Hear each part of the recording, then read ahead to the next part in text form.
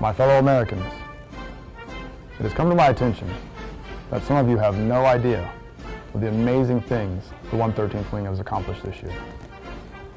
Now let's cut away to Sergeant Hurst. In February, the 121st Fighter Squadron participated in Sentry Savannah, where they joined with other units to practice war-fighting maneuvers. The multi-unit exercise allows both active duty and guardsmen to work side by side on mission-critical operations in an unfamiliar environment.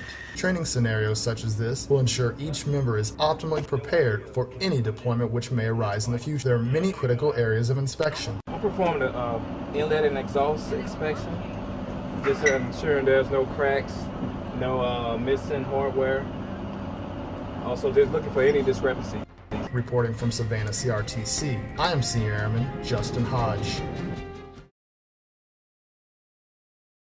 In February, the Washington Wizards showed their appreciation to the 113th Wing for their dedication and service.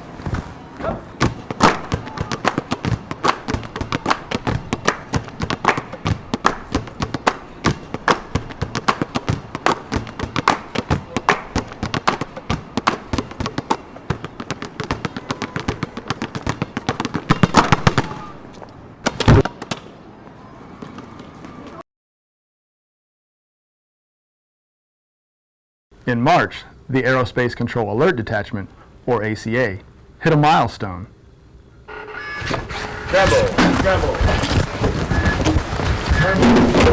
DC Guardsmen defend the skies over the Capitol. Senior Airman Justin Hodge has more.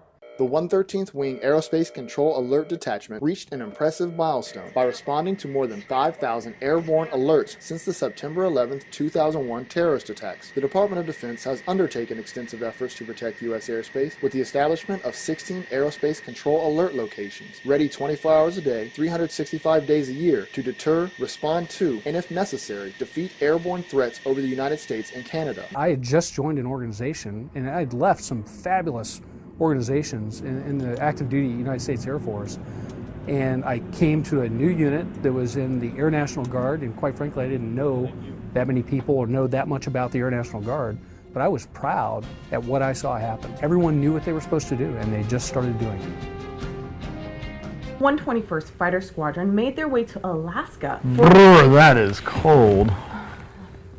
Eielson Air Force Base and Joint Base Elmendorf-Richardson hosted Red Flag, a 2-week combat air power exercise. Pilots from the Active Duty Air Force, Air National Guard, and Air Reserve came from around the world to participate, making it a total force and international endeavor.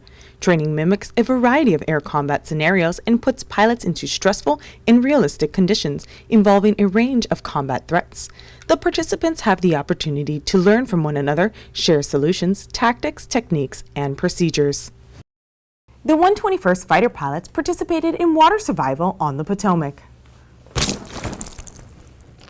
This training is very important because, for one, a lot of these pilots, they have so much day-to-day grind, flying, scheduling, all these things they do, that the last thing they remember is how to survive.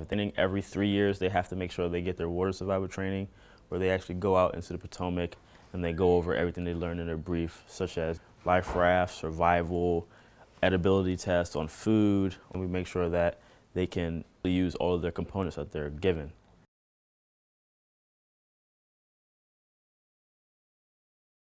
The 201st Airlift Squadron lost 2 valuable members of its unit in July when it retired the only 2 C-38s ever in the Air Force fleet. We received this airplane in 1998 when I was a mechanic on the flight line, and I became one of the first crew chiefs, dedicated crew chiefs on this airplane. I'm a little sad because, it's been basically my airplane for my whole career. I've been working on this. This has been my main aircraft, and I'm a little sad to see it go. So. When it was flying well. It was a good airplane to fly. Got to fly it around the world to dozens of different countries. It's a comfortable airplane to fly, even though it's a little tight on the inside space-wise, but it is definitely a comfortable airplane to fly. It's going to be sad to see it go.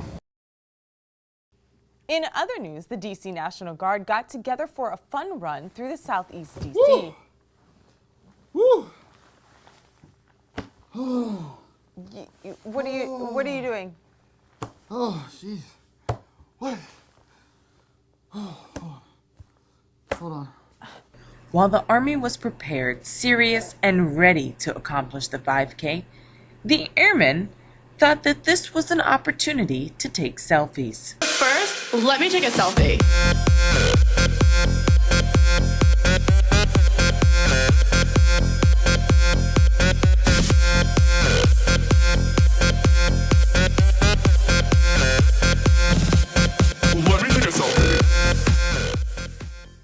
No, that was a fun run.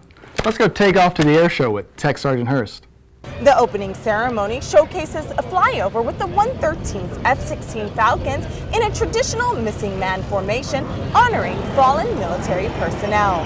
The Capitol Guardians show off their F-16's fighting capabilities and how they integrate and support the nation's capital. While their primary mission is to defend the skies, in the event of an emergency, they also support the city. People need to eat, and the Disaster Relief Mobile Kitchen Trailer is a self-contained cooking unit that can bake, grill, boil, wash, and keep food warm. When mobilized, it provides 1,000 meals per hour. I do like the capability and everything it's capable of doing because it's self-contained. I don't have to bring equipment and more equipment. You can cook and wash all in this one trailer. Another tool includes the Emergency Management Response Vehicle, which can integrate with civilian agencies, Homeland Security, or other military personnel to provide communication capabilities. Two takeaways from this vehicle would be the long-range camera and interoperability that we use. The Capitol Guardians live up to their name in more ways than one, and they're proud of it. Reporting from Joint Base Andrews, I'm Technical Sergeant Tabitha Hurst. Whether Air Force One, a Fiat Panda, or the Pope Mobile, Pope Francis swung through D.C. during his U.S. trip. The 113th Wing supports its community through domestic operations. Operation Roman Watch included more than 150 volunteer airmen as task force support for Pope Francis. Members were sworn in and deputized by the D.C. Metropolitan Police as special police, and proper training prepared them for the event. Airmen provided crowd and traffic control and law enforcement for the thousands of D.C. area spectators. This was another successful domestic operation from the D.C. Air National Guard. The 113th Wing Weapons Shop dropped the bomb. No, but they did load them. Senior Airman Justin Hodge has more. Weapons crews of the 113th Wing Aircraft Maintenance Squadron battled it out during a weapons load competition to see which team could combine both speed and quality. The teams consisted of a 3-person crew, each performing specific tasks to ensure a variety of bombs and munitions were loaded onto the aircraft with as few technical violations as possible. Senior Airman Kayla Clark tells us about the 3 key areas evaluated during the competition. Make sure that everything you're doing is in the TO. Make sure you're following the steps in your checklist. Safety is definitely something very important to remember out here. We don't want any of our personnel to get hurt.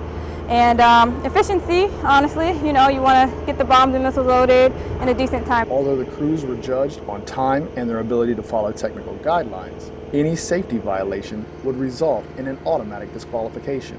Reporting from Joint Base Andrews, Maryland, I'm Senior Airman Justin Hodge. Now let's take a look at other outstanding events around the wing.